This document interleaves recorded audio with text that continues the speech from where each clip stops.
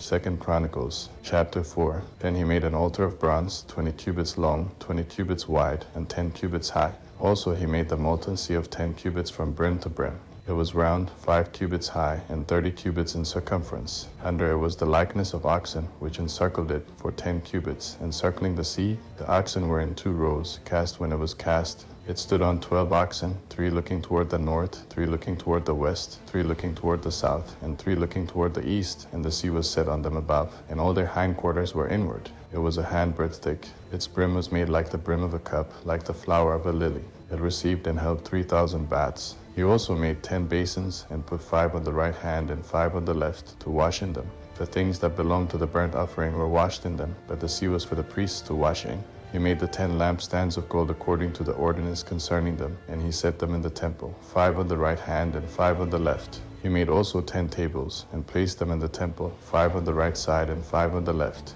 He made 100 basins of gold. Furthermore, he made the court of the priests, the great court, and doors for the court, and overlaid their doors with bronze. He set the sea on the right side of the house eastward, toward the south. Huram made the pots, the shovels, and the basins. So Huram finished doing the work that he did for King Solomon in God's house. The 2 pillars, the bowls, the 2 capitals which were on the top of the pillars, the 2 networks to cover the 2 bowls of the capitals that were on the top of the pillars, and the 400 pomegranates for the 2 networks, 2 rows of pomegranates for each network to cover the 2 bowls of the capitals that were on the pillars. He also made the bases, and he made the basins on the bases, 1 sea and the 12 oxen under it. Huram-Abi also made the pots, the shovels, the forks, and all its vessels for King Solomon, for Yahweh's house, of bright bronze. The king cast them in the plain of the Jordan, in the clay ground between Succoth and Zereda. Thus Solomon made all these vessels in great abundance, so that the weight of the bronze could not be determined. Solomon made all the vessels that were in God's house, the golden altar, the tables with the showbread on them,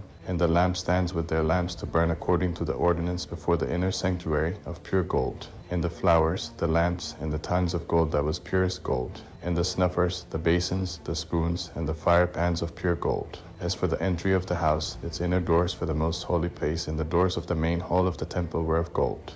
2 Chronicles, chapter 5. Thus all the work that Solomon did for Yahweh's house was finished. Solomon brought in the things that David his father had dedicated, even the silver, the gold, and all the vessels, and put them in the treasuries of God's house. Then Solomon assembled the elders of Israel and all the heads of the tribes, the princes of the fathers' households of the children of Israel, to Jerusalem, to bring up the ark of Yahweh's covenant out of David's city, which is Zion. So all the men of Israel assembled themselves to the king at the feast, which was in the 7th month. All the elders of Israel came. The Levites took up the ark. They brought up the ark, the tent of meeting, and all the holy vessels that were in the tent. The Levitical priests brought these up.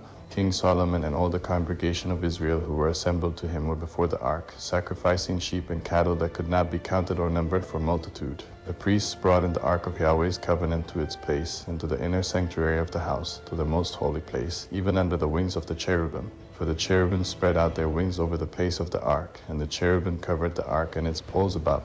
The poles were so long that the ends of the poles were seen from the ark in front of the inner sanctuary, that they were not seen outside, and it is there to this day.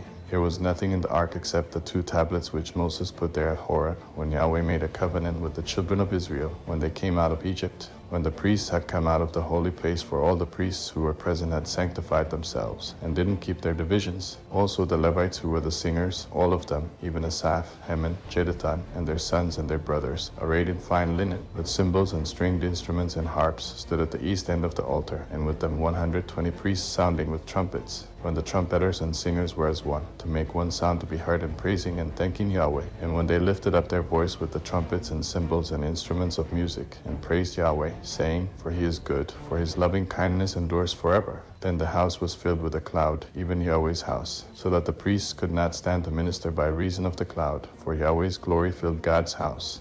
2 Chronicles, chapter 6. Then Solomon said, Yahweh has said that he would dwell in the thick darkness, that I have built you a house and home, a place for you to dwell in forever. The king turned his face and blessed all the assembly of Israel, and all the assembly of Israel stood. He said, Blessed be Yahweh, the God of Israel, who spoke with his mouth to David my father, and has with his hands fulfilled it, saying, Since the day that I brought my people out of the land of Egypt, I chose no city out of all the tribes of Israel to build a house in, that my name might be there, and I chose no man to be prince over my people Israel, that now I have chosen Jerusalem, that my name might be there, and I have chosen David to be over my people Israel. Now it was in the heart of David my father to build a house for the name of Yahweh, the God of Israel. And Yahweh said to David my father, whereas it was in your heart to build a house for my name, you did well that it was in your heart.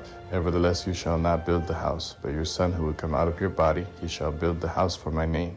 Yahweh has performed his word that he spoke, for I have risen up in the place of David my father, and sit on the throne of Israel, as Yahweh promised, and have built the house for the name of Yahweh, the God of Israel. Here I have set the ark, in which is Yahweh's covenant, which he made with the children of Israel. He stood before Yahweh's altar in the presence of all the assembly of Israel, and spread out his hands.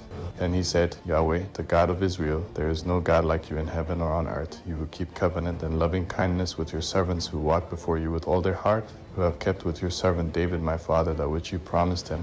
Yes, you spoke with your mouth, and have fulfilled it with your hand, as it is today. Now therefore, Yahweh, the God of Israel, keep with your servant David my father that which you have promised him, saying, There shall not fail you a man in my sight to sit on the throne of Israel, if only your children take heed to their way, to walk in my law as you have walked before me. Now therefore, Yahweh, the God of Israel, let your word be verified, which you spoke to your servant David. But will God indeed dwell with men on the earth? Behold, heaven and the heaven of heavens can contain you, how much less this house which I have built. Yet have respect for the prayer of your servant and to his supplication, Yahweh my God, to listen to the cry and to the prayer which your servant prays before you, that your eyes may be open toward this house day and night, even toward the place where you have said that you would put your name, to listen to the prayer which your servant will pray toward this place. Listen to the petitions of your servant and of your people Israel, when they pray toward this place. Yes, hear from your dwelling place, even from heaven, and when you hear, forgive. If a man sins against his neighbor, and an oath is laid on him to cause him to swear, and he comes and swears before your altar in this house, then hear from heaven, act, and judge your servants, bringing retribution to the wicked, to bring his way on his own head, and justifying the righteous, to give him according to his righteousness. If your people Israel are struck down before the enemy because they have sinned against you, and they turn again and confess your name, and pray and make supplication before you in this house, then hear from heaven, and forgive the sin of your people Israel, and bring them again to the land which you gave to them and to their fathers. When the sky is shut up and there is no rain because they have sinned against you, if they pray toward this place and confess your name, and turn from their sin when you afflict them,